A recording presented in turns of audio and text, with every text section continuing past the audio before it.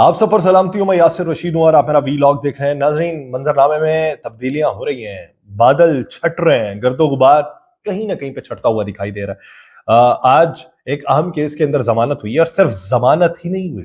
سزا بھی معطل ہوئی۔ سزا کو معطل کرتے ہوئے ضمانت کا حکم نامہ جاری کیا گیا، اور کس کیس کے اندر، جس کیس کو بنیادی وجوہات بنا کے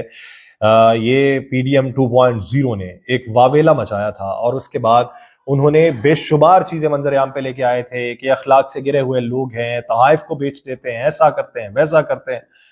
انہوں نے اپنے تحائف کا تذکرہ کبھی نہیں کیا جو توشہ خانہ سے لیے تھے، لیکن پھر بالآخر اسلام آباد ہائی کورٹ نے آج توشہ خانہ کیس میں عمران خان اور ان کی اہلیہ بشریٰ بی بی کی سزا معطل کرتے ہوئے انہیں ضمانت پہ رہا کرنے کا حکم دے دیا۔ اسلام آباد ہائی کورٹ کے چیف جسٹس عامر فاروق کی سربراہی میں 2 رکنی بینچ نے بانی پاکستان تحریک انصاف عمران خان اور ان کی اہلیہ بشریٰ بی بی کی توشہ خانہ کیس میں سزا معطلی کی درخواست کے اوپر سماعت کی، جس سلسلے میں مزے کی باتیں جو ہوئی ہیں وہ بتانے لائق ہیں۔ یعنی نیب جو ہے وہ طرفدار دکھائی دیا ہے، کس کا؟ عمران خان کا۔ جس سلسلے میں عمران خان کی طرف سے بیرسٹر علی ظفر آج سماعت کے لیے پیش ہوئے تھے، اور دوران سماعت عدالت نے یہ پوچھا کہ کیا آج جو ہے وہ اپیل سماعت کے لیے مقرر ہے؟ اپیل شروع نہیں کریں گے، اگر آپ چاہتے ہیں تو سزا معطلی پہ دلائل دے دیں۔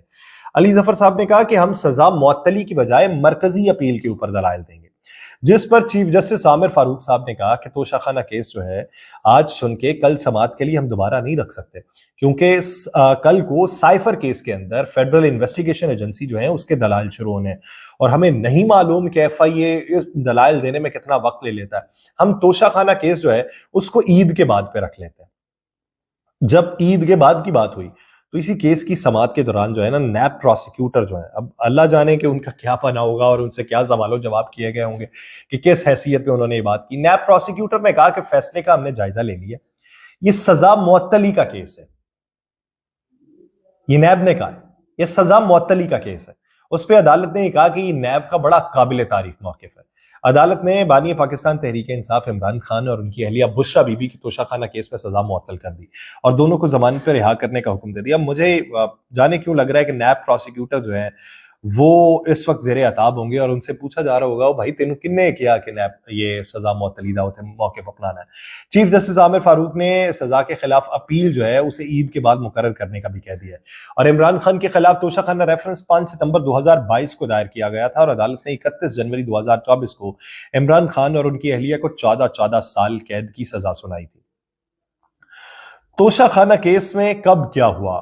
آپ کو معلوم ہے، صرف موٹا موٹا اندازے کے مطابق بتا دیتا ہوں کہ عمران خان صاحب پہ یہ الزام ہے کہ انہوں نے 2018 سے 2022 کے دوران اپنی وزارت عظمیٰ کے دور میں بیرون ممالک سے ملنے والے قیمتی تحائف کم قیمت پہ حاصل کیے، پھر ان تحائف کو $6,35,000 میں فروخت کر دیا، یہ الزام ہے۔ وہ اس میں دوسروں کے بارے میں جو الزامات ہیں اس پہ کوئی کیس کوس نہیں ہے کہ کون بی ایم ڈبلیو لے گیا، کون اونے پونے داموں دوسری گاڑیاں لے گیا ہوا ہے۔ عمران خان کو ملنے والے تحائف میں سعودی عرب سے ملنے والی قیمتی گھڑی بھی شامل ہے، جس پہ خانہ کعبہ کا ماڈل بنا ہوا ہے، اور اس کی عالمی مارکیٹ میں قیمت جو بتائی جاتی ہے وہ ایک اندازے کے مطابق 60 سے 65 کروڑ ہے، لیکن اس کی ویلیویشن بھی اس طریقے سے نہیں ہوتی۔ وہ ہوتی یہ ہے کہ جب کوئی ماڈل جو 1-2 ہی صرف بنائے گئے ہوں تو وہ خریدار کے اوپر ڈیپینڈ کرتا ہے کہ وہ کیا ماڈل لگاتا ہے، اس کی قیمت لگاتا ہے۔ 21 اکتوبر 2022 کو الیکشن کمیشن آف پاکستان نے کہا کہ سابق وزیر اعظم عمران خان نے آئین کے آرٹیکل 63(1) کے تحت توشہ خانہ کے تحائف اور اثاثوں کے حوالے سے غلط بیانی کی۔ اس کے علاوہ الیکشن واچ ڈاگ کی جانب سے سیشن عدالت میں ایک پٹیشن دائر کی گئی، جس میں چیئرمین پی ٹی آئی کے خلاف کرمنل پروسیڈنگ شروع کرنے کی استدعا کی گئی۔ 10 مئی 2023 کو ٹرائل کورٹ نے توشہ خانہ کیس میں غلط معلومات فراہم کرنے پہ عمران خان صاحب پہ فرد جرم عائد کر دی، لیکن 4 جولائی کو اسلام آباد ہائی کورٹ نے سیشن کورٹ کا جو حکم تھا اسے کالعدم قرار دیتے ہوئے درخواست گزار کو سننے اور 7 روز میں فیصلہ کرنے کی ہدایت کی۔ 4 اگست کو اسلام آباد ہائی کورٹ نے سیشن کورٹ کا توشہ خانہ فوجداری کیس سے متعلق جو فیصلہ تھا اسے کالعدم قرار دیتے ہوئے جج کو یہ ہدایت کی کہ درخواست گزار کو سن کے دوبارہ کیس کا فیصلہ کیا جائے، اور پھر اس کے بعد 5 اگست کو سیشن کورٹ نے توشہ خانہ کیس میں عمران خان کو 3 سال کی قید اور 1 لاکھ روپے جرمانے کی سزا سنا دی۔ وہ کیس دوبارہ گیا، دوبارہ سننے کی بات آئی تو پہلے جو 3 سال والی تھی وہ 14 سال قید ہو گئی، اور 1 لاکھ جرمانہ جو تھا وہ جرمانہ بڑھا دیا گیا۔ یوں بالآخر آج جا کے ضمانت پہ رہائی کا حکم جاری ہو چکا ہے، اور ضمانت پہ رہائی کا حکم جو جاری ہوا ہے اس کے ساتھ منظرنامہ کوئی وضع ہوتا دکھائی دیتا ہے، کیونکہ 6 ججز کے خطوط کے حوالے سے جو معاملہ تھا اس پہ کمیشن تشکیل دیا گیا تھا، اور کمیشن بھی ہوا میں اڑ چکا ہے۔ उसी इस्लामाबाद हाई कोर्ट जिस पे सेनेटर इरफान सिद्दीकी साहब बाकायदा, तो मुझे जाने में अब क्यों लग रहा है कि पाकिस्तान मुस्लिम लीग नून आने वाले दिनों में जिस तरीके से सुप्रीम कोर्ट के मुखालिफ दिखाई देती थी, इस्लामाबाद हाई कोर्ट के मुखालिफ भी दिखाई दे रही होगी। इससे पहले ये लाहौर हाई कोर्ट के मुखालिफ थे, उससे पहले पेशावर हाई कोर्ट के। साबिक चीफ जस्टिस पाकिस्तान तसद्दुक हुसैन जिलानी ने इस्लामाबाद हाई कोर्ट के 6 जजेस के खत के मामले पर इंक्वायरी कमीशन की सरबराही से माजरत कर ली है। जस्टिस रिटायर्ड तसद्दुक हुसैन जिलानी ने वज़ीर आज़म शहबाज शरीफ को खत लिख के कमीशन की सरबराही से माजरत की है। साबिक चीफ जस्टिस ने खत में वज़ीर आज़म, काबीना, चीफ जस्टिस पाकिस्तान जस्टिस काजी फाइज ईसा साहब, सुप्रीम कोर्ट के सीनियर तरीन जज जस्टिस मंसूर अली शाह साहब का शुक्रिया अदा किया कि आपने इस काबिल समझा कि मेरा नाम जो है वो इस कमीशन के लिए हो। जस्टिस रिटायर्ड तसद्दुक हुसैन जिलानी साहब ने जो मामला उठाया है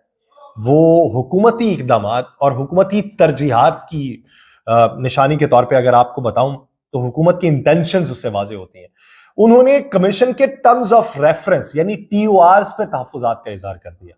उन्होंने कहा जजेस ने अपने खत में सुप्रीम जुडिशल काउंसिल को मुखातिब किया था, इस वजह से उनके ख्याल में कमीशन इस हवाले से इंक्वायरी का मुनासिब फॉरम नहीं है, वो सुप्रीम जुडिशल काउंसिल ही है और वो सिटिंग जजेस हैं, तो एक रिटायर्ड जज नहीं कर सकता, सुप्रीम जुडिशल काउंसिल को करना चाहिए। उन्होंने ये भी कहा कि खत में जो इल्जामात लगाए गए हैं उनका टर्म्स ऑफ रेफरेंस में जिक्र ही नहीं है, ये खत पैरामीटर 209 के दायरा कार में आता ही नहीं है। यानी जो इल्जामात लगाए गए थे, स्नैप करने की कोशिश की जाती है, कैमरे लगाए जाते हैं, हमारे खानदान को हिरासा किया जाता है, ऐसा कुछ भी उसके अंदर नहीं था। वफाकी काबीना के 2 रोज कबल जस्टिस रिटायर्ड तसद्दुक हुसैन जिलानी को इस्लामाबाद हाई कोर्ट के जजेस के खत के मामले पर इंक्वायरी कमीशन का सरबराह मुकर्रर करने की मंजूरी हुई थी और जस्टिस रिटायर्ड तसद्दुक हुसैन जिलानी पर मुश्तमिल एक रुकनी कमीशन ने जजेस के खत के मामले पर तहकीकात करना थी। इंक्वायरी कमीशन को इस्लामाबाद हाई कोर्ट के जजेस के इल्जामात की इंक्वायरी करके 60 रोज में अपनी रिपोर्ट जमा करवाना थी, लेकिन अब सब कुछ हवा में उड़ गया। जस्टिस तसद्दुक हुसैन जिलानी साहब ने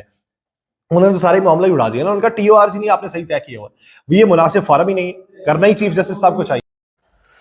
अब इस सारे मामले पे होने क्या जा रहा है? होने ये जा रहा है कि एक तरफ इस्लामाबाद हाई कोर्ट से पैर दर पैर रिलीफ मिल रहा है। जस्टिस मियां गुल हसन औरंगजेब ने एक केस की समाअत करते हुए ये सवाल पूछा है सुपरिटेंडेंट अडियाला जेल से कि भाई ये बताओ, तुमने ये कहा था कि बुशरा बीबी को अडियाला जेल में इसलिए नहीं रख सकते कि अडियाला जेल ओवर क्राउडेड है, फिर तुमने 141 खवातीन को भी वहां पे नया रखा है, तो ओवर क्राउडेड वाली तो तुम्हारी बात वहीं पे जायल हो जाती है। क्या सिर्फ ये मामला बुशरा बीबी तक ही महदूद है? मियां गुल हसन औरंगजेब साहब ने यह भी कहा कि जो उधर गए हुए थे, जिन्होंने जाके सब जेल बनीगाला जो है उसको जाके वहाँ पे देखा है, उनके लिए मामला तो इस वक्त मुतमईन है, काबिल मुतमईन है, लेकिन एक हफ्ते में एक बार खान साहब की मुलाकात जो है वो बुशरा बीबी से करवाई जाए। दूसरी बात ये कही गई कि ईद वाले दिन भी इनकी मुलाकात करवाई जाए, ये बाकायदा तौर पे हुक्म जारी हुआ है। और इस वक्त इस्लामाबाद हाई कोर्ट जो है उसके जो जजेस हैं, बिलखुसूस ये 6 जजेस जिनकी तरफ से ख़त लिखा गया, जिनमें मियां गुल हसन औरंगजेब साहब भी शामिल हैं, ये बेधड़क होकर बातें कर रहे हैं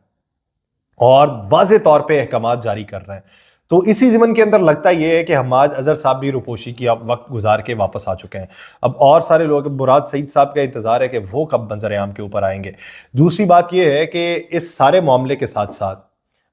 जो तहफ़्फ़ुज़ात का इजहार किया जा रहा था खैबर पख्तूनख्वा के वज़ीर आला के ऊपर, तो उन्होंने भी अडियाला जेल पर मुलाकात की है। 1 घंटे से ज़ायद के वक्त में मुलाकातें हुई हैं, तहफ़्फ़ुज़ात का भी इजहार हुआ है और पूछा गया कि भाई तू ये बता कि मुलाकात करनी बहुत ज़रूरी थी तुझे, तो उन्होंने इसका इकरार किया कि मैंने मुलाकात की है और जो मुलाकात की है वो सरकारी उमूर के तहत मुलाकात की है और ये